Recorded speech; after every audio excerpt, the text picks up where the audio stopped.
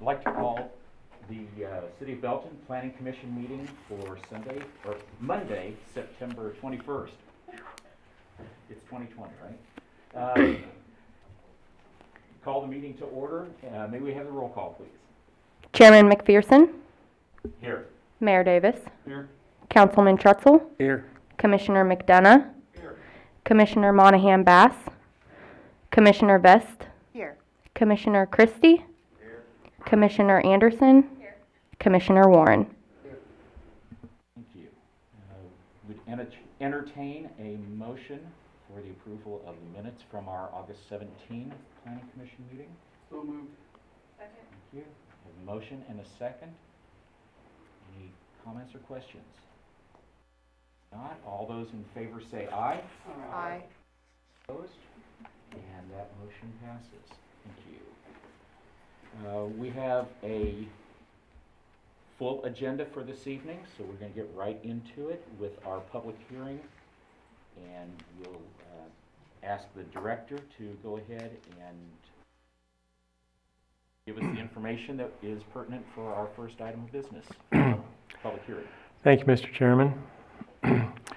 The public hearing pertains to a consideration of a rezoning from an existing C2 general commercial district to an R3A planned unit development and a preliminary development plan for Center 301 apartments located at the southeast corner of Town Center Drive and Markey Parkway.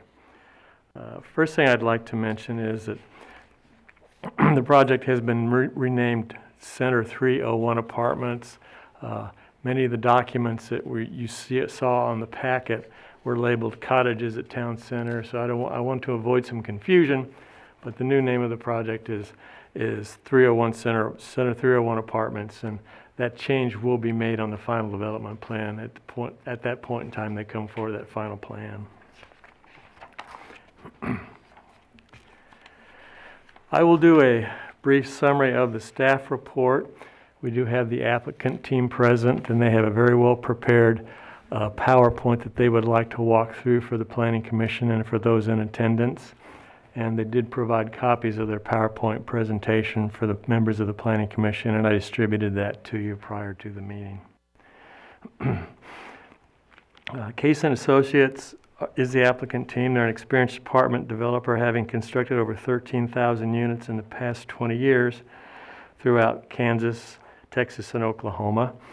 They did provide a applicant's narrative, which was attached to the staff report, and that provides details on the proposed plan, some specifics on the rezoning request, and information on the apartment floor plans and the interior finishes. Now, the preliminary development plan provides for 306 apartments, and that's on the 17-acre site. There are several different building styles proposed for the site. Actually, there's 23 apartment buildings plus the clubhouse. The apartments are arranged in this fashion. The larger buildings are somewhat located in the center of the site. Some smaller buildings are around the perimeter. There's actually 4 different building types in the planned unit development, and I think that's one of the nice features of the site is the great variety of the bulk and size and feet and scale of the buildings. I think it provides a very nice feel for the proposed project. There will be 154 one-bedroom, one-bath units with 4 different floor plans, and 152 two-bedroom, two baths with 5 different floor plans. And again, that floor plan information is attached to the staff report. The site also includes a 3,600 square foot clubhouse at this location with the main entrance on Town Center Drive.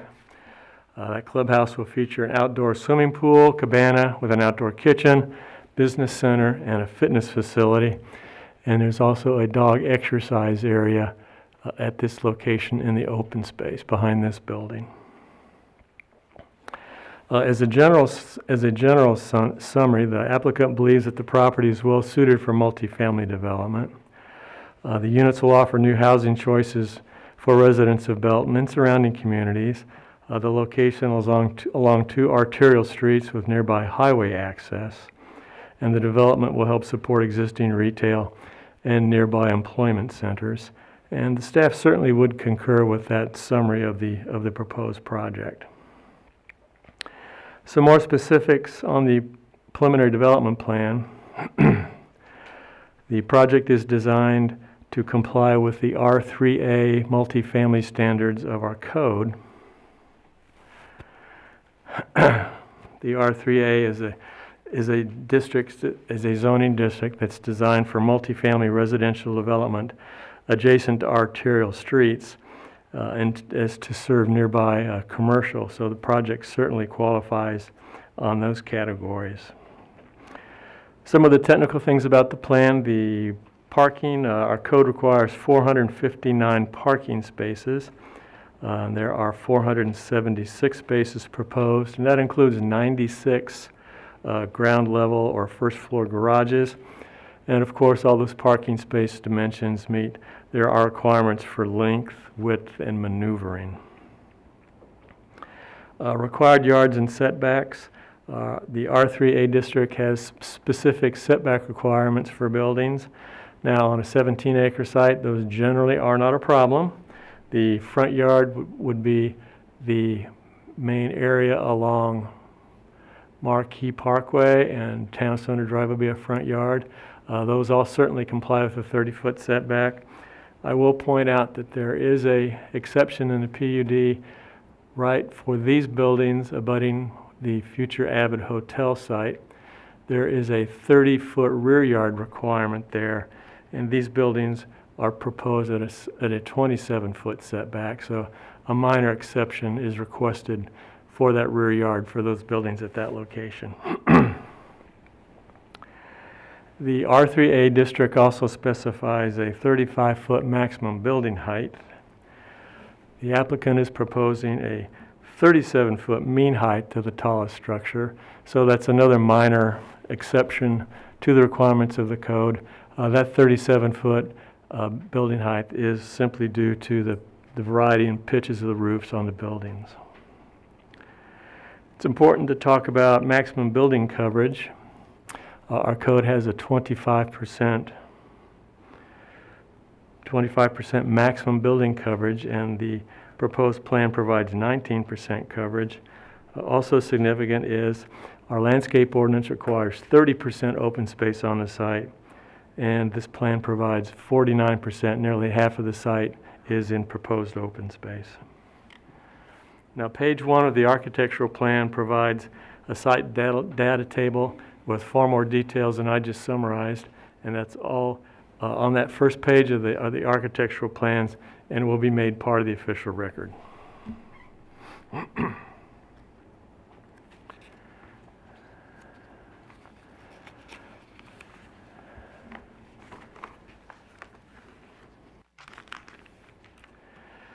Now, as I stated, this is an R3A planned unit development, and the Planning Commission will recognize and understand that a PUD is intended to encourage creative development with unified design features and amenities, and this proposed development is designed to meet that PUD goal of our code. There are no specific multifamily design guidelines in the R3A district, but the buildings proposed, let me come up to, there we go. The buildings provide a quality mix of building materials and attractive architectural design. You'll see that the ground floor is differentiated from the second floor and the third floor. So you've got a great variety of materials and articulation with brick, stone, hardy board siding, and the glass. And I didn't, we do have the clubhouse.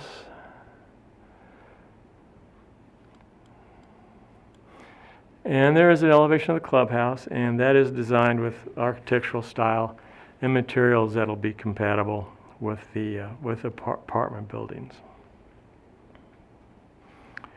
The landscape plan was submitted with the plan development. As I stated, it provides nearly 50% open space on the site. Let me go back to the first slide because that is the landscaping plan.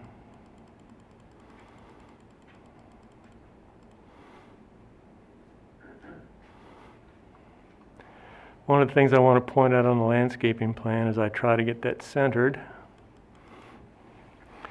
is the site does abut nearby Target and Home Depot, and due to that proximity, our Unified Development Code requires a certain buffer requirement. It's defined as a Type A buffer in our code, and the applicant has designed a Type A buffer to reduce the impact of the shopping center on the apartment buildings. The proposed buffer does include 10-foot full-screen evergreen trees that are densely planted. And overall, the landscape plan provides required shade trees, parking lot landscaping, and street trees along the public right-of-way. I think one of the real strengths of the plan is the network of sidewalks and trails that are provided. There are sidewalks provided that provide access to and from and between all the buildings with very nice pedestrian access. There is an 8-foot main trail that goes through the site, begins here on Markey Parkway by the Abbott Hotel site, and proceeds west all the way past the clubhouse and back out to Town Center Drive. That's an 8-foot trail as opposed to the 5-foot sidewalks, and that 8-foot trail is designed to match up with the 8-foot sidewalks on Town Center Drive and Markey Parkway. One of the advantages to that overall trail design is that this will tie into our Nexus Trail and provide reasonable access over to Memorial Park, and the Nexus Trail by Menards provides access to Wallace Park and the Highview Wellness Center. So I think that's a real amenity that I'm happy to see on the plan. A utility plan was submitted with the application. Staff reviewed the plan and determined that there are adequate public facilities for the proposed development. Detention is, this property is in the detention, Markey Regional Detention Watershed. So on-site detention is not required due to the Markey Detention Basin being right at this location on Town Center Drive. However, there are some areas of some stormwater best management practices with some basins and some plantings that are designed to control and clean the stormwater before it's discharged into the basin. One thing we should talk about is compliance with our comprehensive plan. The future land use map of the comprehensive plan designates this site as commercial and a business park, office, and hotel. So the apartments at this specific location do not meet the guidelines of the land use plan. However, if you read further into the comprehensive plan, there's a housing goal of encouraging high-quality residential development located along medium near employment centers and major arterials. So the proposed plan certainly provides housing opportunities along those major arterials near employment centers.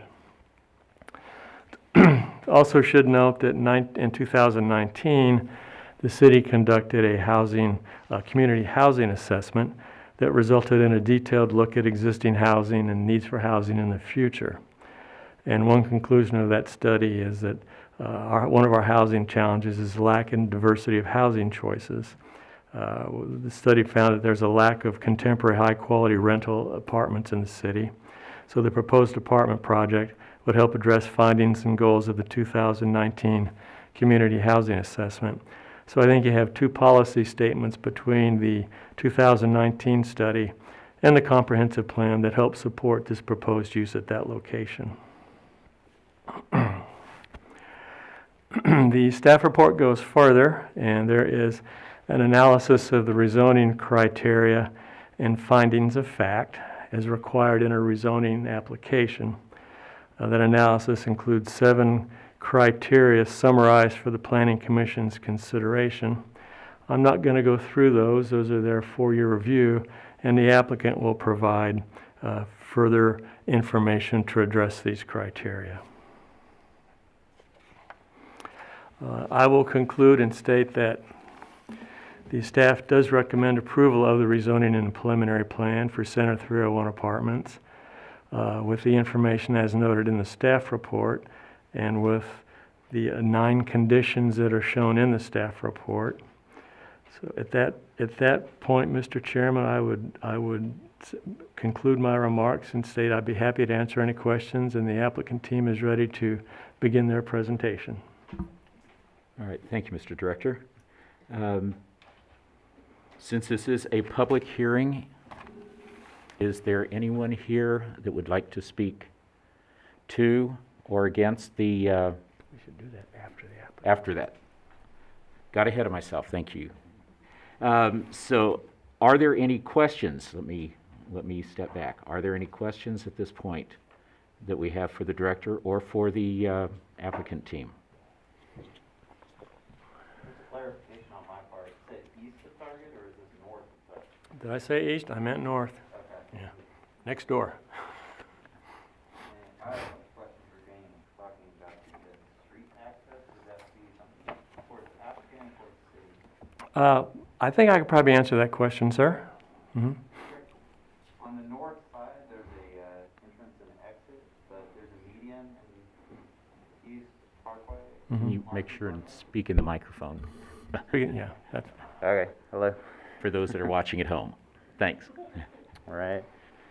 On the north side of the property, for Marquee Drive, yes, sir. Parkway, Mm-hmm. there's a median there, so the people exiting the apartment, they can't make a left towards the highway entrance on the north side of Belton, Mm-hmm. which would be the 163rd Street exit. Are we going to make any modifications to the median so that there can be a left turn out there? No, the plan does not include breaking that median. The road improvements all done with Town Center Drive and Marquee Parkway were done several years ago with the Transportation Improvement District. It's an overall transportation plan, and all the access points are at controlled designated location, and turning movements are anticipated with those designs. So folks would have to use the main entrance on Town Center Drive. Right, so if they wanted to go to 163rd Street, they'd have to exit on Town Center Drive, go north, and then make a left at the light. Yes, sir. Gotcha, okay. Thank you for the clarification. Thank you, Mr. Christie. Any additional questions for the director or for the applicant? Do we want to have the applicants go ahead and make their presentation for us at this time? And ask if you just will introduce yourselves, and then I'm glad to have you with us this evening.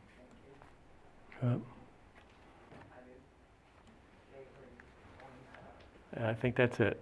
Should we just say next slide? Can you control it off the touch on the?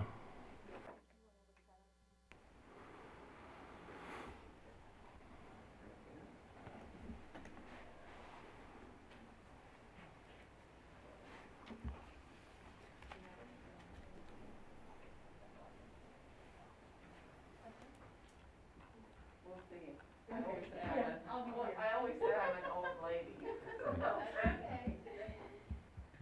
Good evening. I'm Patricia Jensen with the Ross Fretz Law Firm with offices located at 4510 Bellevue. I'm here today on behalf of the applicant, Case Associates, and with me is Scott Case. We're going to kind of tag team this presentation. We're really pleased to be in front of you tonight. We believe that we have designed a project that is of high quality and is something that you will be proud of once it's constructed, and will provide additional great housing choices for the citizens of Belton. So as Dave has stated, we've renamed the plan to Center 301 Apartments when we were alerted that there was a similar name in Belton, and did we want to consider renaming it. So we did, and it's now Center 301 Apartments.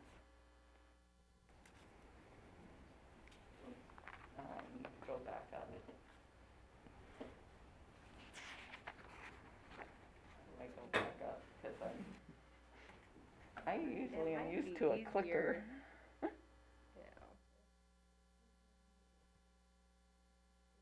There. Yeah, it does. As it's been noted, our request is to approve a rezoning from C2 to District R3A, which is the planned unit development, and approve the preliminary development plan for the Center 301 apartments, which consists of 306 units. Now you've got it going back up instead of down.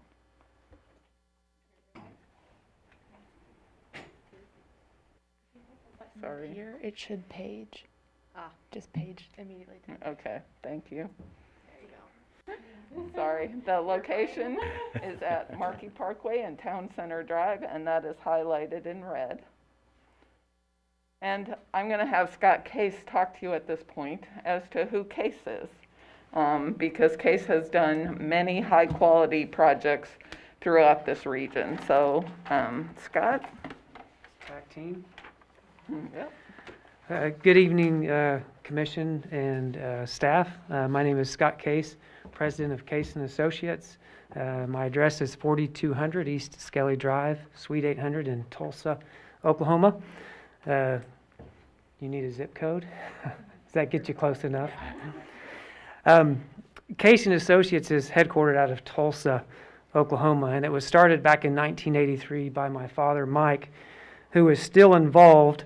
However, it was a beautiful day in Tulsa, so he chose the golf course instead of our meeting tonight.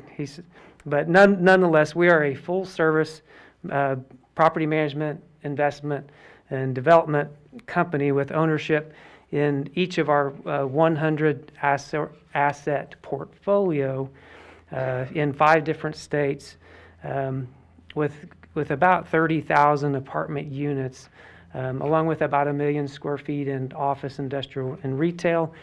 And we currently have about 900 to 1,000 employees.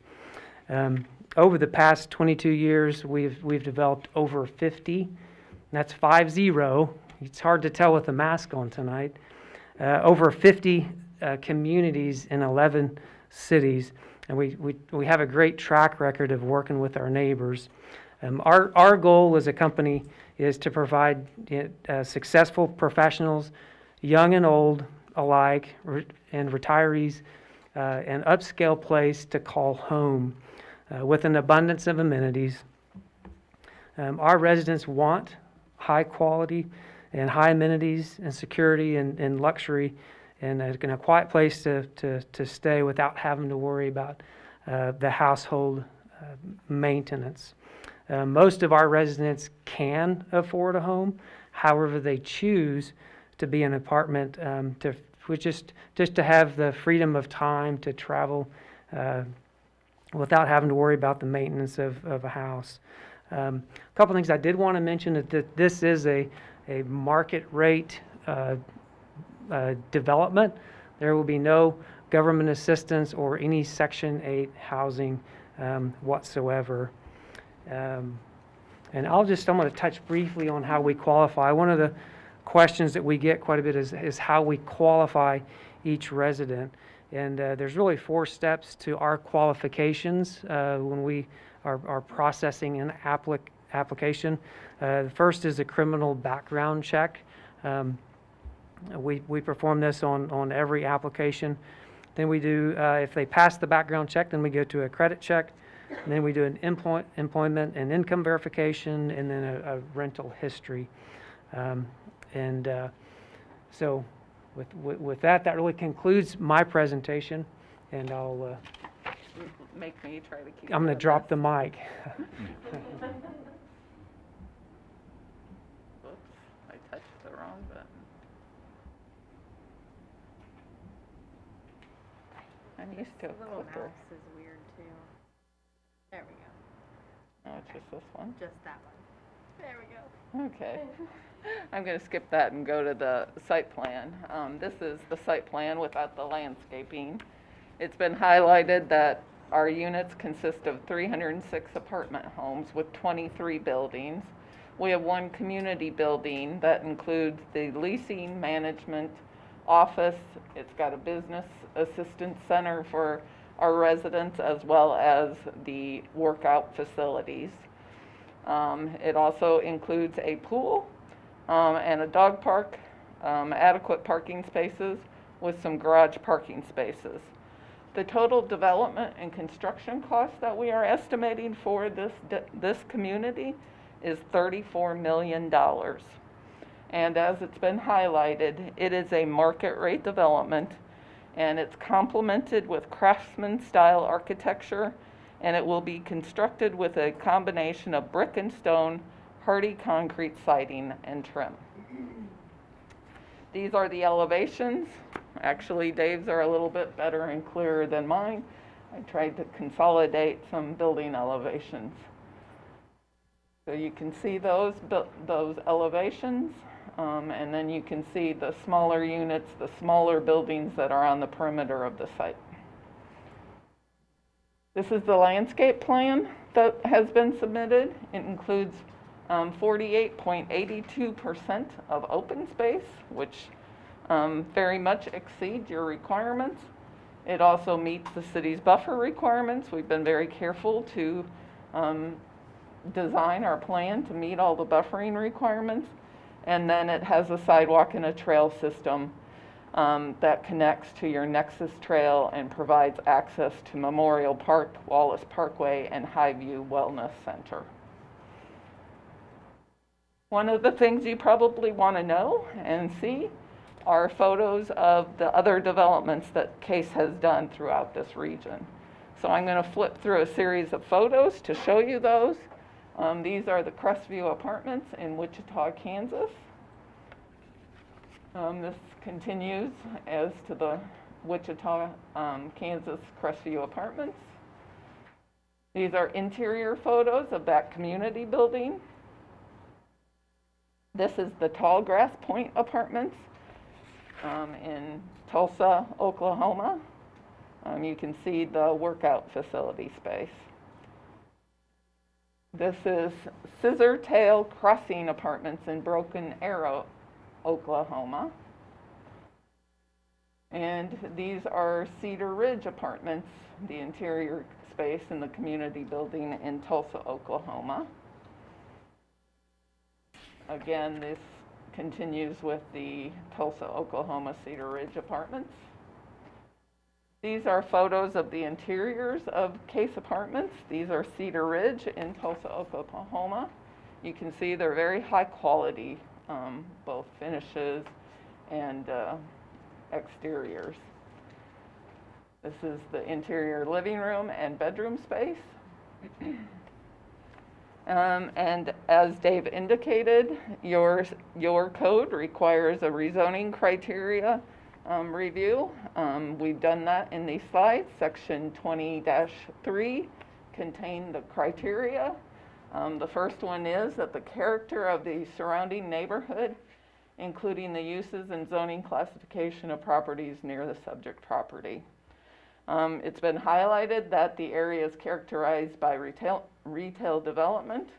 There are no nearby single-family residential areas by where we're proposing to locate these apartments, and this residential density will help further new development and aid in the growth for the area.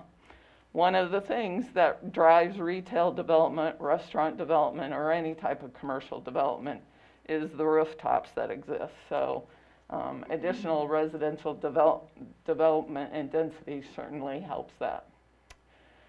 The second criteria is the consistency with the goals and objectives of the comprehensive plan. And while the future land use map had an anticipation of commercial development, we believe that this proposed rezoning meets the other housing goals and objectives contained in your comprehensive plan, as well as the 2019 housing study. The third criteria is suitability of the project of the subject property for the uses permitted under the existing zoning district. There are numerous underdeveloped commercially zoned properties in this area, and today's market really is tough for commercial development, especially as we're dealing with the whole new era of the pandemic.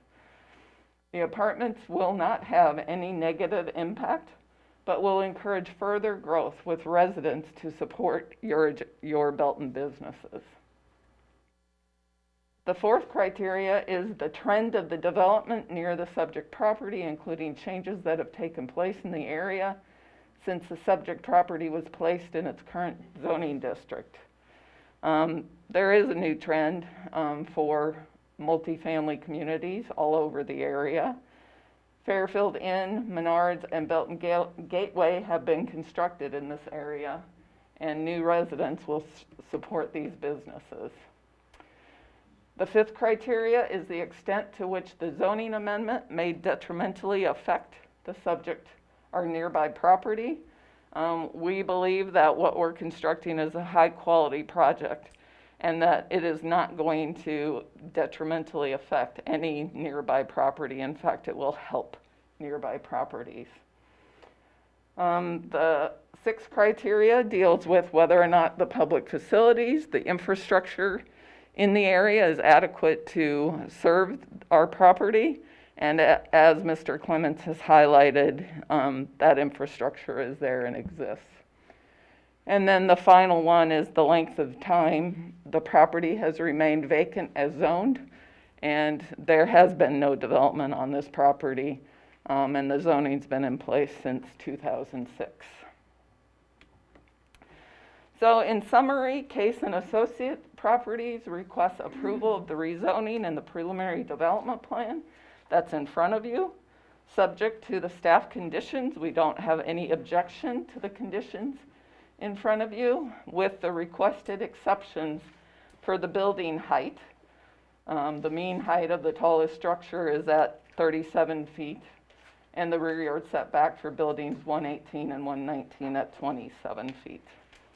We're available to answer questions. I should have at the beginning said our whole team is here, our engineer, our architect, and of course Scott Case and Justin Dixon with Case. So we stand ready. We're pretty excited about this project and would like to move forward. All right. Thank you. Very nice presentation.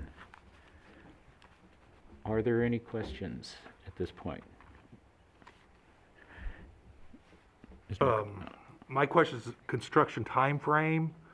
Are you planning to build 100% before you lease it out? Or are you going to build it in phases, or what's your plan?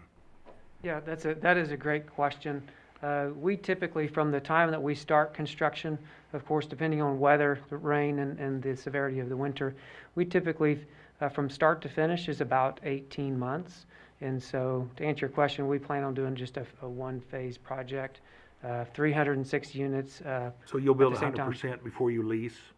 Yes. Okay. Well, we'll start leasing as soon as you'll give us temporary COs. So, Okay, so, but yes, yeah, all But 360 all units will buildings be will be finished. under construction at the same Correct. time. okay, thank you. Mr. Tretzel? Assuming you get through all the city approvals, what kind of timeline are we talking about You're looking at it. as far as building? Right? Yeah, we're looking at next spring. Okay, next spring. Yes. And also the second question in there, I think, did I read in there, I'm mistaken that you're having, this is a gated community? It is. And so we have key cards to enter and exit, is that what we're doing here? Yes, correct. So each resident will be issued a gate clicker that will allow them in and out of any of the three gates on the ingress, egress. And then for those residents, there will be a keypad in which they can enter. So if I come to visit, how do I get in? Yes, so there's a visitor entrance, which there would be a keypad, and at that point you would call your resident, and they could give you their code to let you in. And so fire department has access to this easily? Yes, there'll be a Knox box on each of the gates, allowing them access to all three gates. Yeah, I noticed that you had 30,000 units that you had. I can't imagine managing that kind of numbers. I have a great team that helps me. Yeah. But absolutely, it's challenging. So are the person going to live on site that manages this, or is it off site? Yeah, so that does vary. We typically do have some employees that live on site. What we have determined, and the managers as well, is they need to get away from their job. So a lot of times that they will find another place to reside. But we do have 24-hour maintenance so that if anything comes up after hours, then we'll take care of those maintenance issues immediately. This is your farthest unit north, isn't it? Or is it? Yes, yeah, this would be, we're in Wichita, but other than that, this is further north, yes. Thank you. So you currently manage all of the facilities that you have built? We do. So you don't build them and then sell them off to Right, someone else? so, yeah, so that's a good question. Of the last 50 developments over the, 22-year period, we've sold 2 of those. And actually, one of them was a very closely held partner that sold some real estate in California and needed a quick 1031 exchange, and we were the happy recipient of a very low cap rate sale. And we still manage the property, so it's a Still manage it. win-win, yes. Great. Any other questions? Can you give us an idea on what the rent will be for some of the units? Yeah, so the average one-bedroom rent will be right around $1,100. And then on the average two-bedroom rent will be about $1,400 or so. And the garages, I don't know if we touched on those. Those will lease anywhere from $100 to $120 per month, just kind of depending on the market and the demand for those.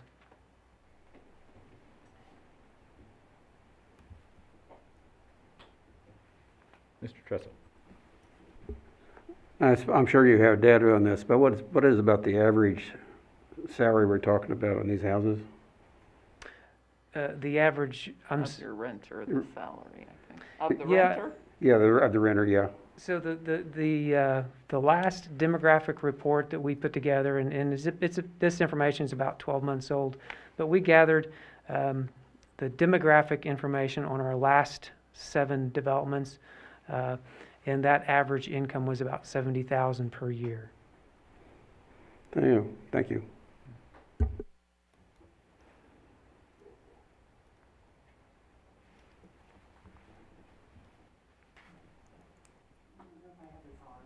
You got a hard one. Can you hear me? Oh, yeah. This kind of tails on what he said about the demographic. I'm just curious, in terms of the land that's been available since 2006 and so forth, is there research done in any given area that sort of prompts you to look at an area? Because as I'm thinking, apartments like this are going up a lot in Kansas City, like in the east, in Lake Summit, but like to this extent, the only that I can think of is in Martin City, and I'm not sure much further south of this. So, is there research done? Because I know you've already spoken of a salary, and it seems we have different businesses and companies and so forth that are going in around us. Is that part of your research that would prompt you to assume that there's going to be that many people that will be interested in being able to live there? Yes, and typically when we go into a new market, we will do a feasibility study, and we'll look at all of those things. We'll look at the population, the average age, the demographics, average annual income. And I don't know that we mentioned that we're actually under construction on a site in northwest Kansas City currently, and then we have another site under contract in Independence. So we really like the Kansas City market, and oftentimes we like the smaller, the Beltons, as opposed to the major cities. We tend to do a little better in those smaller cities. Okay, thank you.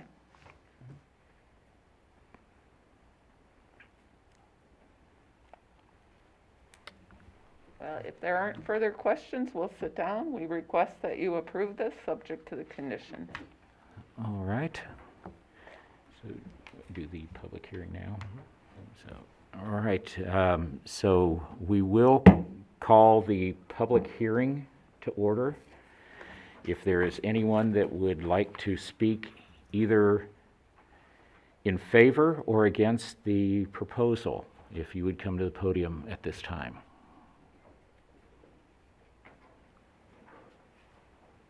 I'll ask once more, is there anyone that would like to speak either in favor or against the proposal? Seeing none, we will close the public hearing and we'll ask once more, are there any questions among the commission or any of the commissioners? If not, we can entertain a motion. Motion to approve the rezoning of Lunar development plan for the 301 apartments with the stipulations attached. All right, thank you, Mr. Tretzel. We have a motion. Is there a second? Second. Thank you, Mr. McDonough. All right, any further discussion? If not, may we have the roll call, please? Commissioner Vest, Aye. Commissioner McDonough. Aye. Commissioner Christie, Aye. Mayor Davis, Aye. Commissioner Warren, Aye. Commissioner Anderson, Councilman Trutzel, Aye. and Chairman. Aye. So we have a unanimous vote, and the proposal has been approved. Thank you so much, and welcome to Belton. We're glad to have you as a part of our community. So,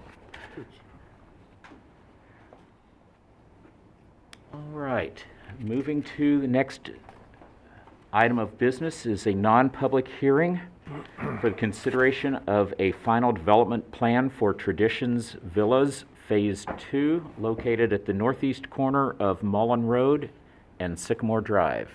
Director? Thank you, Mr. Chairman. As you stated, this is an application for a final development plan to permit the development of Traditions Villas Phase 2, and that's 53 one-story villa units and 10 buildings for residents 55 years or older.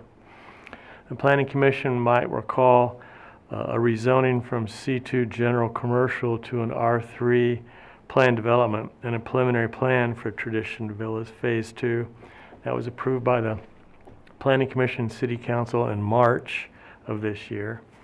This application then is the final development plan to review the Phase 2 area for compliance with that preliminary. And as was done with Phase 1, Phase 2, is, as I stated, is for residents 55 years or older. This plan provides 53 one-story villa units. They are proposed to be two-bedroom units of approximately 900 square feet. The final development plan includes colored renderings. It shows architectural detail, building materials, and colors. And of course, Phase 2 will be the same as the building one, as the first phase. Let me pull up that elevation for us. Just to remind you of the building design. There we go. The buildings do have front porches, rear porches. The applicant provided a narrative that's included in the staff report. Now, that's the same narrative that was included with the rezoning in March. You may have read that, but it's pretty nicely done, so I thought we would just include it just to be consistent with our package. As to the final plan in compliance with PUD standards, the project meets all of our PUD standards with appropriate setbacks, building coverage, building height, and a lot area. The overall density is 9.5 units per acre. There are 79 parking spaces proposed, are required by the code. There are 118 spaces provided, and that includes some carport spaces for residents who might opt for covered parking.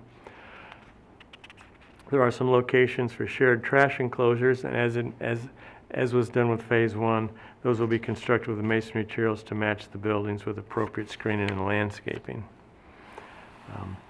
The building design you'll see here is a 6-unit building. This plan also includes some 5-unit buildings. They're all the same with pitched roofs, brick and stone veneer on the front and side elevation, maintenance-free sidings, and those patios that I mentioned. It's also important to point out that the proposed design is consistent with the existing 4-unit townhomes being constructed in Traditions just across the utility easement. The design is also compatible with materials in nearby single-family homes.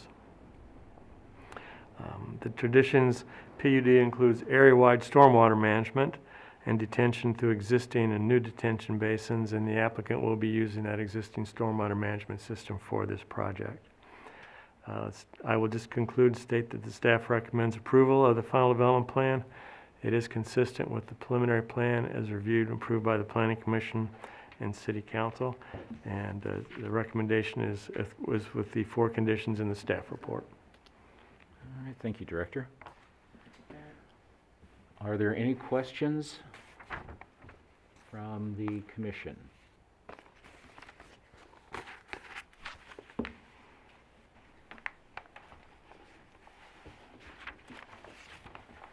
Quiet tonight. No, we have a lot to get through, so nobody wants to hold us here.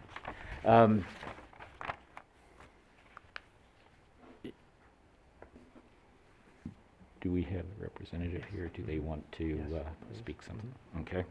So we do have the applicant here, and we give them the opportunity to speak with us and let us know a little bit about their plans. And thank you for being here. If you'll just introduce yourself, and glad to have you. Sure. Dan Foster with Schlegel and Associates, 14920 West 107th Street, Lenexa, Kansas. I'm not going to go into a lot of detail. Dave covered it pretty well. This is the second phase of the first phase, which we're currently under construction with right now. The buildings are identical to what was in the first phase and what you approved with that final plan and preliminary plan. And essentially, this phase will also include amenities, which would be the village green area that'll have a small fountain, sitting area, that type of thing. In addition to the community building that was part of the first phase and the trail that was part of the first phase. So we agree to the stipulations or the conditions in the staff report and be happy to answer any questions you might have. All right, thank you. Commission have any questions for either the director or for our applicant? Commissioner Vest, I know you're having trouble with that microphone, so This is a new one, so this should work. Okay. This may be in the notes and I might have overlooked it. Are these for purchase or rental property? They are rentals. Okay. Okay. Any additional questions?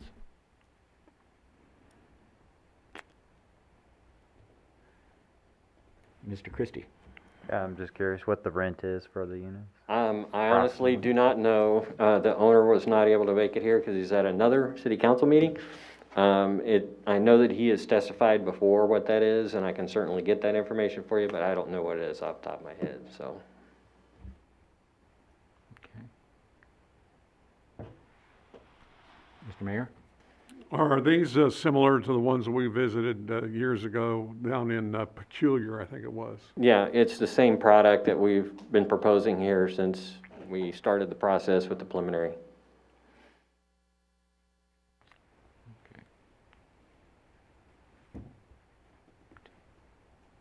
Any additional questions? If not, we can entertain a motion. Thank you. Motion to approve the final plat of Tradition Villas. Second plat. All right, we do have a motion. Is there a second? Second. Thank you. Any further discussion? Seeing none, may we have the roll call, please? Commissioner Vest? Aye. Commissioner McDonough? Aye. Commissioner Christie? Aye. Mayor Davis? Aye. Commissioner Warren? Aye. Commissioner Anderson? Aye. Councilman Trutzel? Aye. And Chairman. Aye. So again, that motion passes. Thank you. Move on to item B, for the non-public hearings, which is consideration of the final plat for the Traditions Villas, second plat located at northeast corner of Mullen and Sycamore Drive. Director? Thank you, Mr. Chairman. As you stated, this is the actual final plat for the second phase of the Tradition Villas. The proposed second plat was filed to accompany the review and approval of the final development plan that the Planning Commission just reviewed. The final plat is consistent with the final development plan as submitted to the Planning Commission. It meets our code requirements for access streets, easements, and general plat information overall, and the staff does recommend approval. All right, thank you. Are there any questions concerning the final plat application?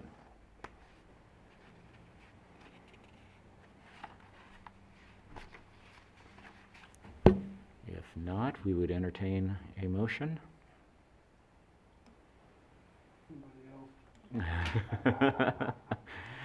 You're doing such a good job. Thank you. We have a motion. Is there a second? A little variety here. So, all right. Any further discussion? Seeing none, may we have the roll call, please? Commissioner Vest, Aye. Commissioner McDonough, Commissioner Christie, Mayor Davis, Aye. Commissioner Warren, Commissioner Anderson, Councilman Trutzel, Aye. and Chairman. Aye. So that motion does pass. Thank you very much. All right. Item C for consideration, a preliminary plat for Autumn Ridge located on the west side of South Mullen Road, west of the existing Sycamore Drive. Director. Thank you, Mr. Chairman. As you stated, this application is for a revised preliminary plat for Autumn Ridge. The original preliminary plat for Autumn Ridge was approved in 2004, and a first phase plat was recorded in 2006. That plat, that phase has all been constructed with single-family homes. Then in February 2016, a revised preliminary plat was submitted for the area that we're looking at tonight.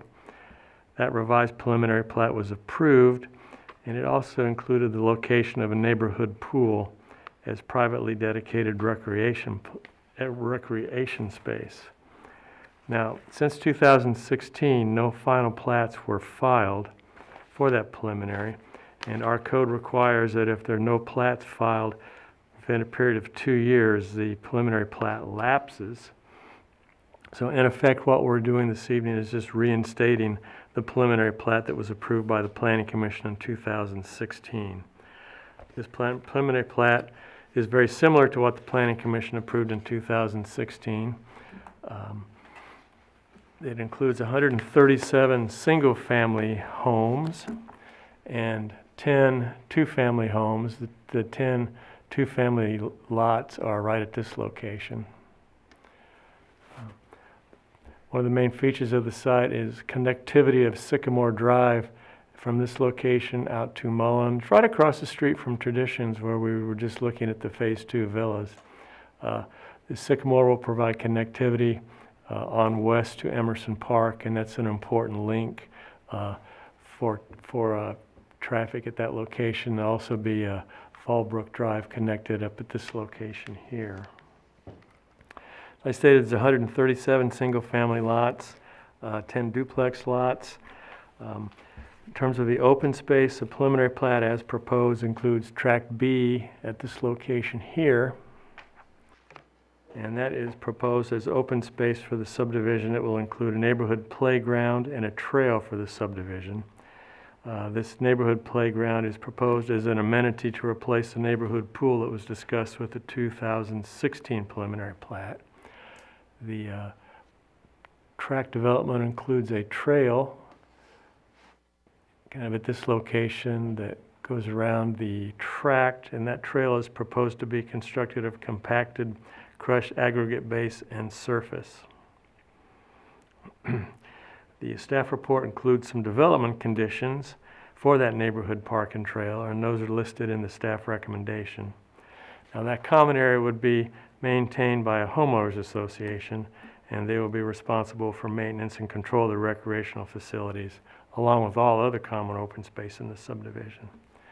The staff does recommend approval of the revised preliminary plat with the conditions as shown in the staff report. And one of those conditions, number 5, is that the asphalt trail be made 8 feet in width, and that the surface be an asphalt surface rather than the aggregate as proposed by the applicant. Staff believes that the asphalt surface is better for a neighborhood park than compacted gravel and better suited for a variety of users such as walkers, children's bikes, and strollers. At that, I will conclude, and the applicant is present, Mr. Chairman. Okay. Would you like to address the commission at this point? Glad to have you. If you just, again, give us your name, introduce yourself.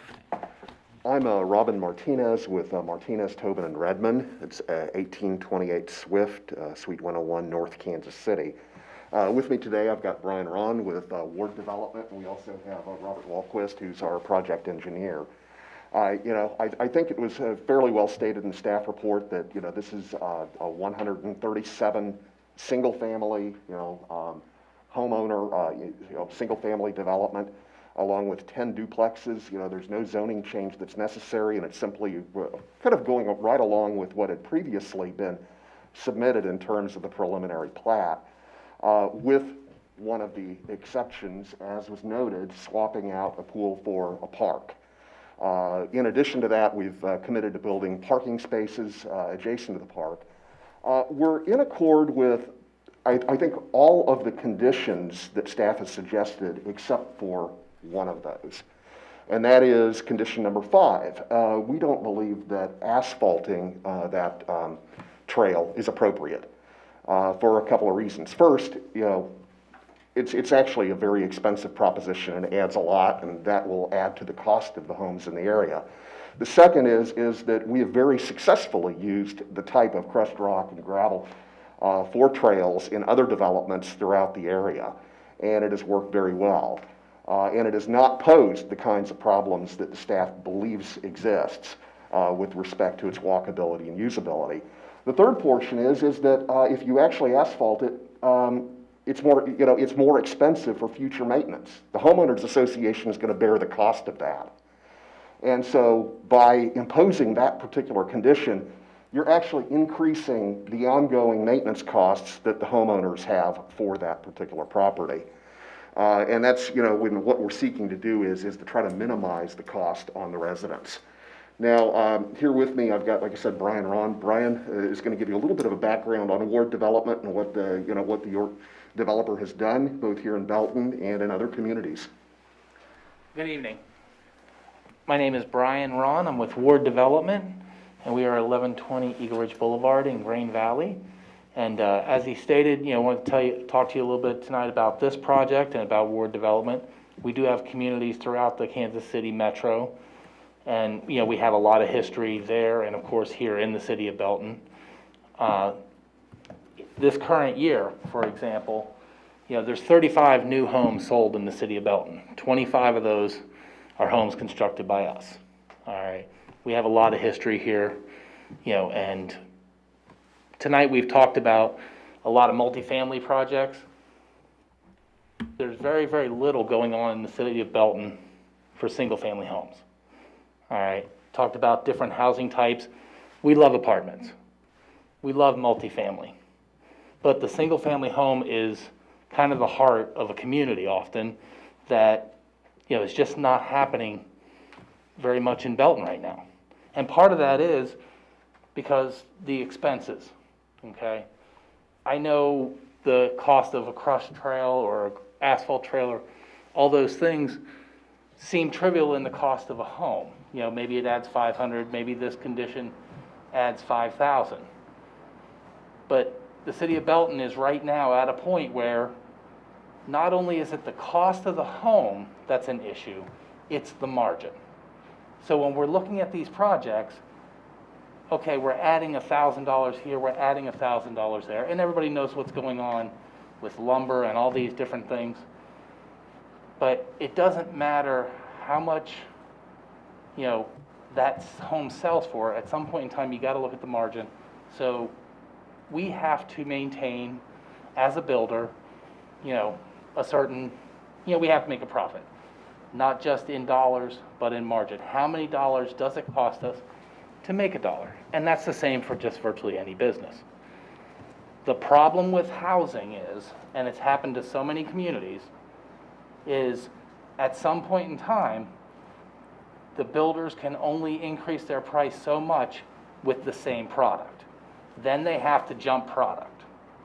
So you go from an affordable single-family home that we currently offer, looking at the numbers right now, as I mentioned, there's 35 sold, 25 of them were ours, all right? You have 18 pending sales in the city of Belton for new homes, 15 are ours. And those pending sales, our average price, $218,900. You take the other sales in those pending sales, $303,266. All right? It's a big jump. At some point in time, other builders may, for their margins, made the decision, I gotta step up to this other level. The problem is, for residents of the city of Belton, it makes them difficult to afford a single-family home. And when you're growing a neighborhood, you're growing a city, those are things that you want. So we're not really here to argue about whether or not, this condition or that condition. Yes, for maintenance issues and things like that, we feel that there's a better way of doing the trail. And our history in other neighborhoods, in other cities, the type of trail we've proposed has been excellent, all right? And if you look at any of the major trail developments, it's done the same way we're proposing. And it works well for strollers, it works well for bikes, it works well for joggers, But really, I wanted to get in front of you guys tonight and ladies, and, talk about these numbers that we're seeing. Because each of these conditions make it difficult for us to provide something that allows people to have a single-family home in the city of Belton. Love the apartments, love the multifamily. All right, we have projects like that ourselves. But this is, 25 of 35, So thank you for your consideration this evening and appreciate it. All right, thank you. So we we have would request Oh, approval. I'm sorry, go Yeah, ahead. we would request approval of the preliminary plat with the conditions except for condition number 5. We just think it bears, it doesn't make any sense in light of what we've proposed. And we also think that given the ongoing future maintenance costs that are going to be borne by the homeowners association, it just unjustly adds to the cost to the residents who will ultimately buy these homes. Do you have any questions for us, or? Mr. McDonald. I've got a question. The trail system's important to Belton, but what other places have you you're talking about where you put in a gravel trail instead of asphalt where it's better? For example, in the city of Blue Springs right now, we have a neighborhood called Eagles Ridge, and that's a neighborhood with both duplexes and single-family homes, and we have an extensive trail system through there. We also have, other neighborhoods up in Grain Valley. We have gravel. You really think the gravel trails are as good as an asphalt trail? In some ways, yes. In some ways, no. But I think overall for this type of application, they're better. As we mentioned, it's far easier to maintain and repair a trail like this than an asphalt trail. A lot more often too, though. Well, sure. If you have, a major issue, but it's something that a homeowners association can deal with. All right. I'm on the board of the homeowner association where I live, and we have various different types of things, and some things, we can maintain as a homeowner association. Other things we have to get done. A paved trail, in X number of years, that trail is going to have to be replaced. It's going to have to be sealed in the meantime. This is something that a homeowner association can, And this subdivision set up with the homeowners association already? there is a homeowner association, it's my understanding, I don't do that part. There might not be a homeowners association then. There will be, yes, There probably will be, or there will be for sure. yes. Yes. Yeah, Has to be? That's actually one of your conditions. Yeah, yes. I just don't do that part, I apologize. Okay. Yeah, that's my question. On the HOA, for the people that currently live there, when they bought and purchased the house, did they understand that there was going to be or currently was an HOA when they bought the house? Because that's an additional expense. Yeah, if somebody is in an area where there is a homeowners association, they buy into it. Right, If there's not a homeowners association, you cannot impose unilaterally a homeowners association on somebody if they didn't already have it. Because that's just, essentially it's a contract. right. And you can't force somebody that doesn't that's not a party to it when they buy their property to suddenly adopt that. That just doesn't work. So what this is gonna do is yeah, there's gonna be a homeowners association, but it will be in place and it'll be part of the closing on each individual home then. Okay, so that doesn't really speak for the people that currently live there. Correct. So the people that live there now, will they pay for an HOA because that provides the maintenance? No. They will won't. not. But then, do they have access to the playground and the trails? They certainly would. There's a parking lot there. They can drive there, they can park, they can use the playground. It's not gonna be limited to just the individuals who are buying new homes. Okay, But the individuals that buy the new homes will be part of that homeowners association, and they will be the ones bearing the cost. and then do you have an idea of how much monthly the HOA would cost for that particular subdivision? I do not. Do you have any numbers along that line? I don't have a projection for that particular one, but in several of our other neighborhoods, the last one that I just did was Woodbury in Green Valley. And I think their HOA dues were about $220 a year. So Oh, I'd have to okay. divide that out monthly, but it was very affordable. Okay, thanks. Mr. Christie. It's just to clarify a little bit on Commissioner Vest. So this is a second phase. You got a first phase to the east. Those owners right there, they do not have a homeowners association currently? May I speak?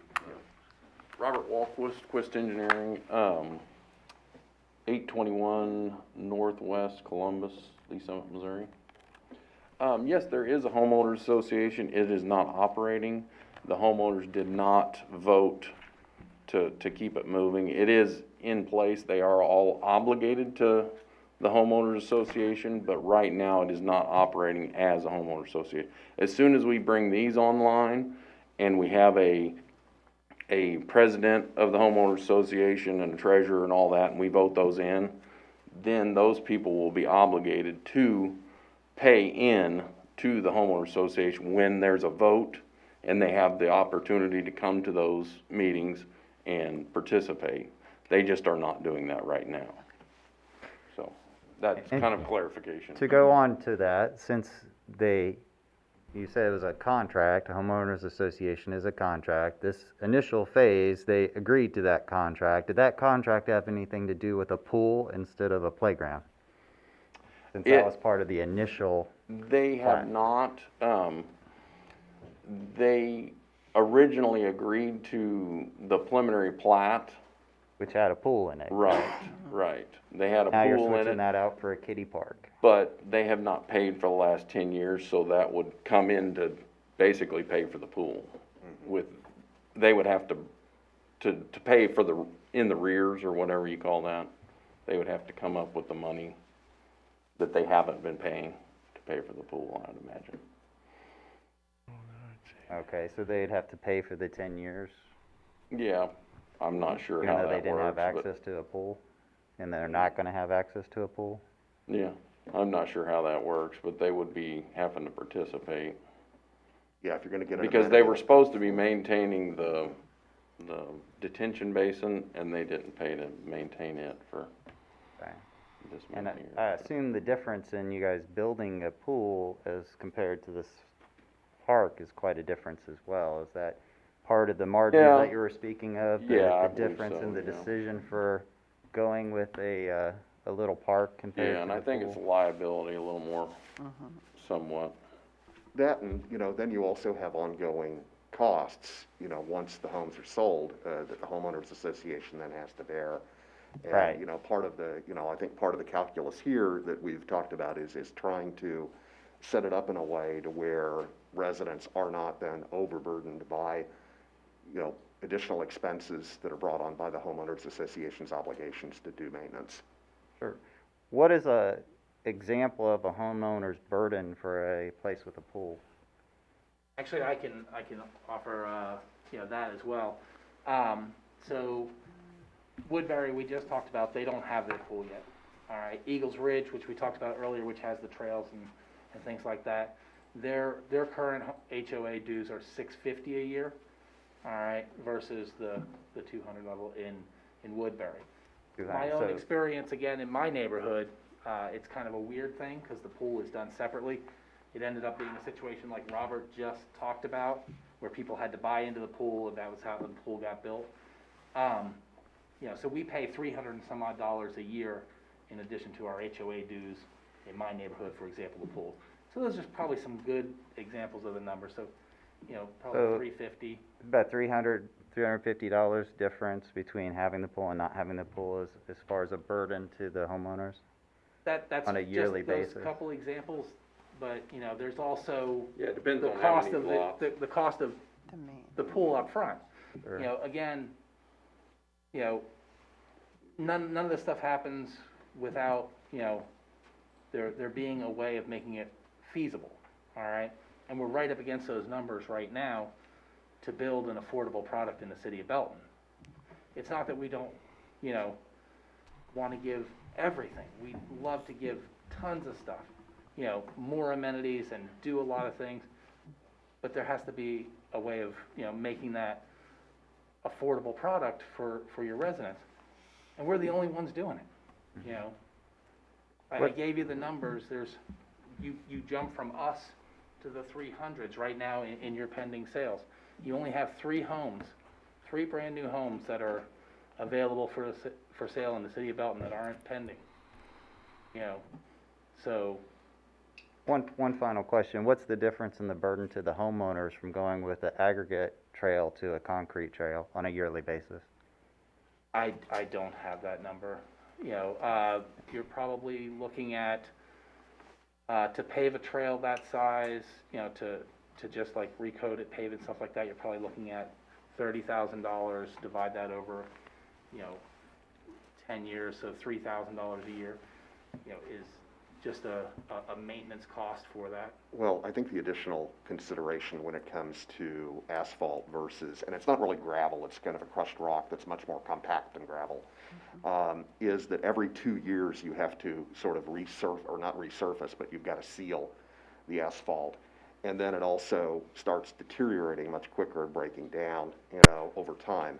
And so that adds on to an ongoing cost. Now, I haven't costed that out to sort of figure out what it would run, for ongoing, homeowners association costs.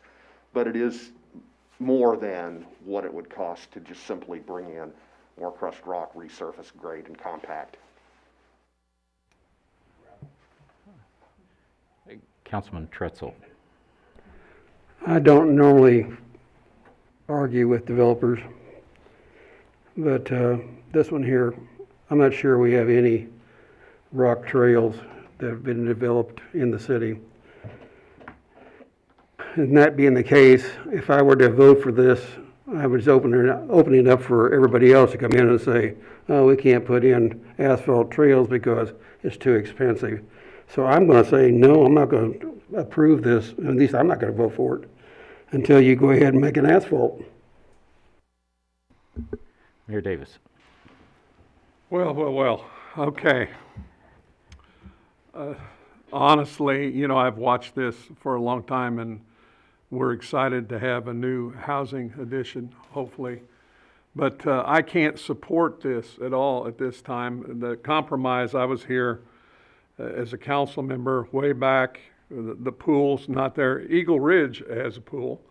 I got to tell you that I think we compromised big time to put up a playground versus a pool in the first place. Then we're going to do, and we don't have an HOA, and I've dealt with that before with another place in Belton. The whole point is Belton deserves something better than this. And I will not vote for this unless we have what Dave has come up with. We've got to have asphalt trail. We've got to have higher expectations. We've got to make it a better place. It's got to happen, or it's just not going to happen, the way I look at it. I will not support this unless you come up with a better plan. And I think that Dave's compromised with you a great deal, and I think this is, the absence of an HOA does not make me feel comfortable at all with the first edition group that, again, this feels like we're just cutting corners just to get by because it's Belton. And our Belton is a new Belton, and you guys got to pick up on that right away. I'd rather it sat there empty than to not have it done right the first time. We're not going to do it any other way. It's got to happen that way. It's got to be done right. I'm done. Okay. Other comments, questions?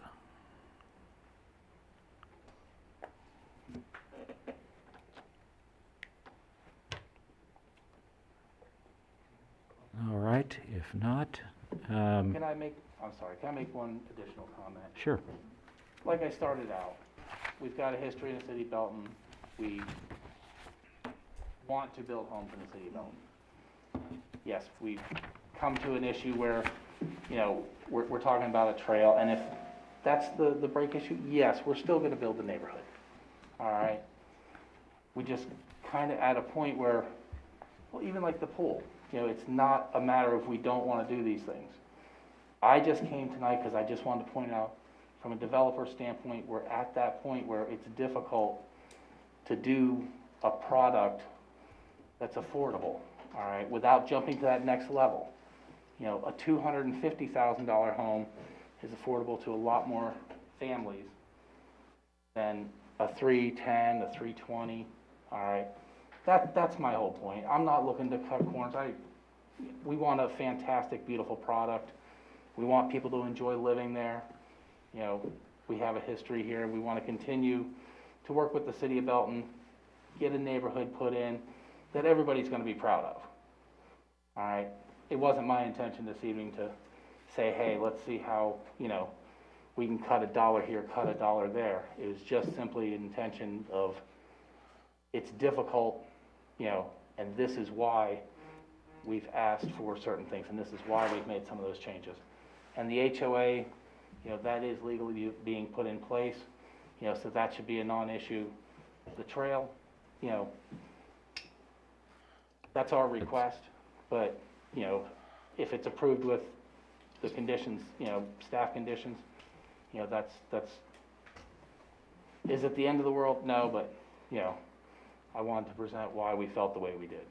Appreciate that. Well, Appreciate and at the end of the day, what you're simply doing is if you do impose that conditions, you're simply increasing the cost to your residents down the road on an ongoing basis, and maybe that doesn't matter to you, it would to me. So what price point are you looking at then for these homes? Around the 250 level? Is that what I'm hearing? Absolutely. As a matter of fact, here I've got the numbers here. So, right now things are moving up.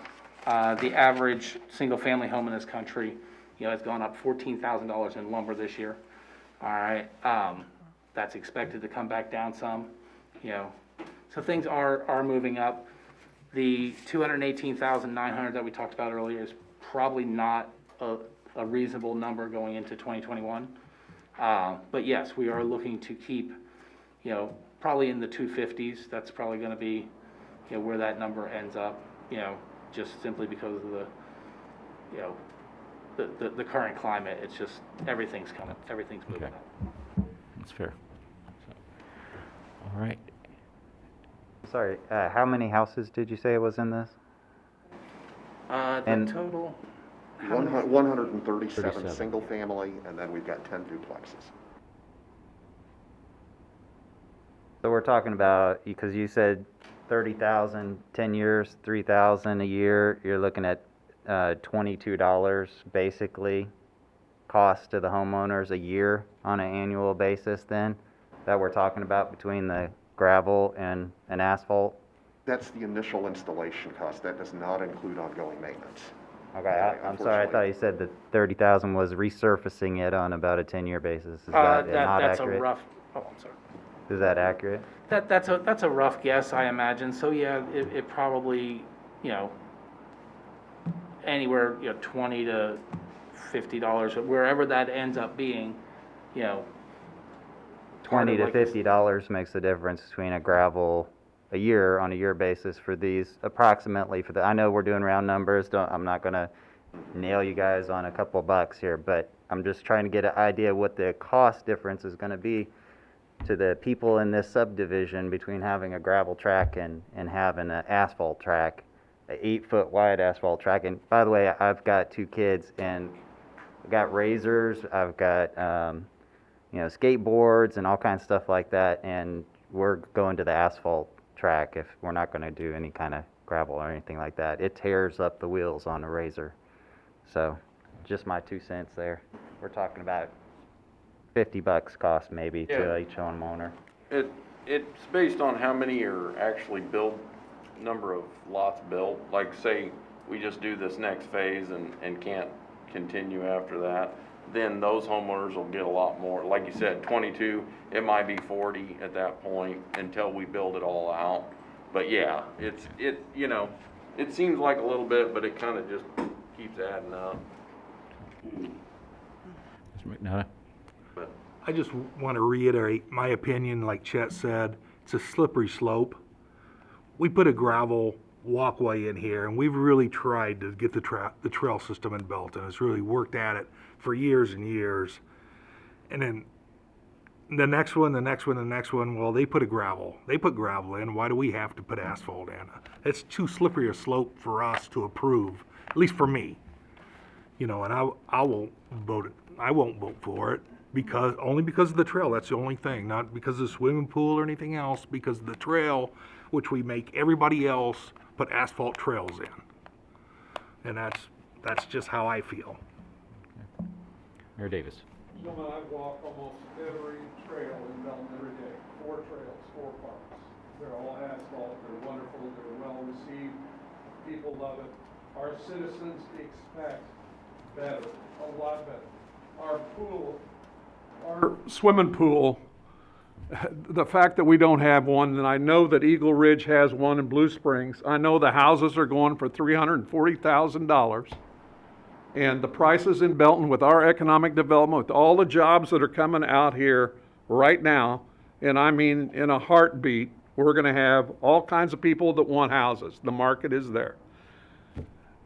You're telling me that $340,000 at Eagle Ridge with a pool, and that we're not good enough to get the things that we need that were in the original plat beginning, and we've tried to, I think we need to maybe, I want to make a motion to I don't want this tonight to be designed. I think we need to withdraw it for now and bring it back, or. I would recommend you make a motion to concur with the staff recommendation. That includes the asphalt trail. Okey-doke. Chet, you want to make that motion? I'll make that motion. All right, we do have a motion, I think, and then we have a second. Is there any further discussion? Oh, well, one more thing is that we want to approve this with the recommendations. That's what we're saying, right? That's for As sure.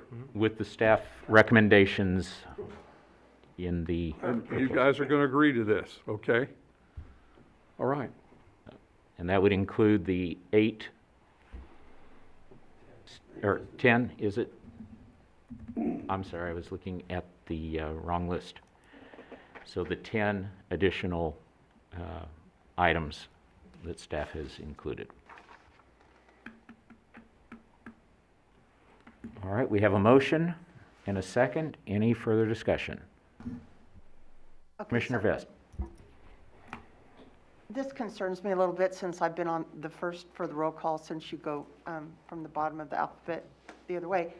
So are we voting to push this to another time and so if I say yay, I'm voting for new recommendations. Is that right? No. The motion would be to approve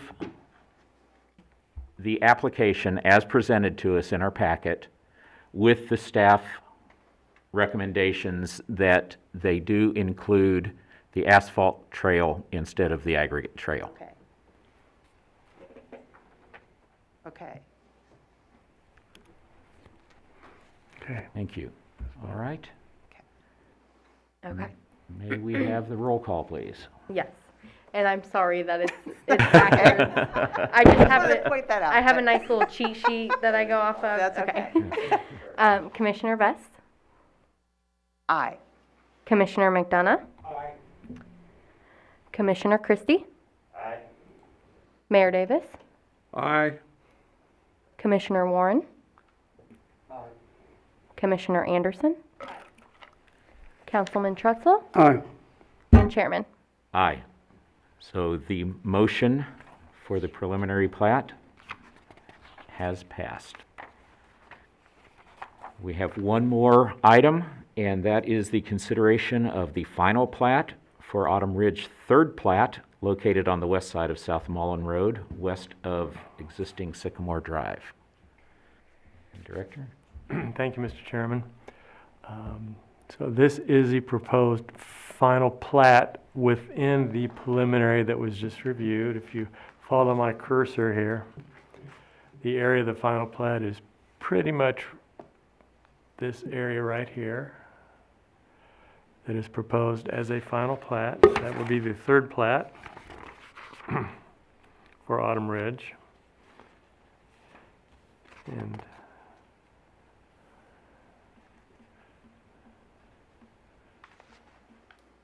here is the actual document that shows that final plat. The final plat is consistent with the preliminary plat that was just discussed. The tract is at this location where the proposed park will be. The plat meets all the guidelines of our subdivision ordinance and is consistent with the preliminary plat, and staff recommends approval. All right, thank you. Do we have any questions or comments?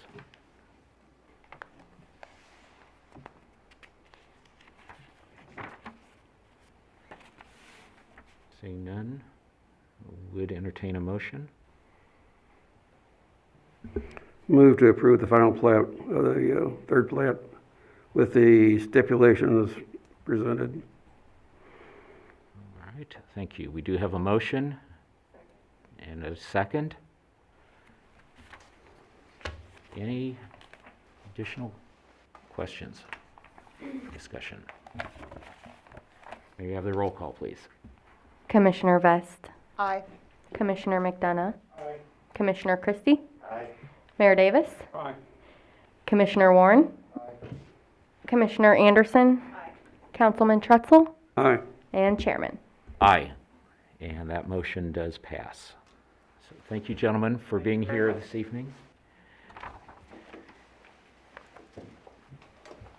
All right. At this point, we do have a director's report. Do you want to make a chairman statement? You want me to make a chairman statement first? So I will be happy to. You're more important than me. I think it's important for us just to kind of highlight what has been going on in our community as far as some of the projects that the commission has recently reviewed and talked about.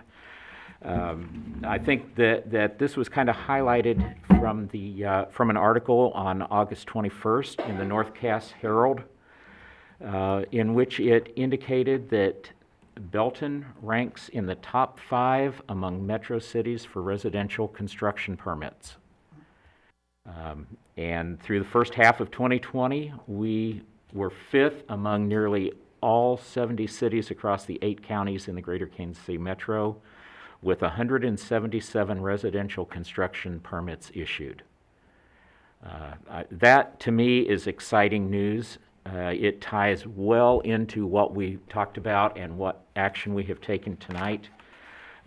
Just this evening, we have basically approved the addition of at least 500 more housing units when we consider the villas and apartments, single, 2-family homes, and considering the commercial growth that the city has seen and has experienced with the things that are happening at Southview Commerce Center. And those 3, just to mention the names, Progress Rail, which is a Caterpillar company, BoxyCharm, and then since our last meeting, to hear that Chewy has actually come in. Those are going to be bringing people to our community that are going to be desperately looking for a place to live so that they don't have to drive long distances. And so I think that the direction that we're moving right now, it's a variety. When we look at just this evening's business, the variety of types of places that I think is looking forward at what our needs are going to be as a community, and I just really think that that's exciting. I was telling the director, I drive by Casey's on my way here, and to see the progress that's happening on that new store. And we're being kind of their prototype in that area. So, I know Mayor says it all the time, that there's exciting things and all sorts of things that are happening. And I've heard Carolyn, I've heard the city manager say it, I've heard the planning director say that. But I think it is exciting to see what's happening here in the community, and that we are, I think in a lot of ways we're being proactive to have some things in place so that when these commercial places are ready to go, we've got a place for those people to find housing as well. So that's my 2 cents that you didn't ask for. But I do appreciate each of you and the commitment that you give to the city in this role. Director? Just a couple quick items for the information of the Planning Commission. You mentioned Building 3 and Southview Commerce Center, Mr. Chairman. That is the new facility for Chewy.com. That shell permit just came in today, so we'll be processing that over the next week or 10 days, 2 weeks, so they begin vertical construction on Building 3. That's the large building on the north side of the park. Also mentioned that we have completed a tenant alteration permit for a total remodeling of Hy-Vee on East North Avenue. There will be a complete interior remodeling of the Hy-Vee grocery store beginning sometime this fall and winter. So they'll obviously stay open during that construction, but it's going to be, I think it's another sign of investment in the community. Sure, that's exciting. Thank you. And next meeting date to be determined. Well, I've determined that meeting date's going to be November 2nd. So.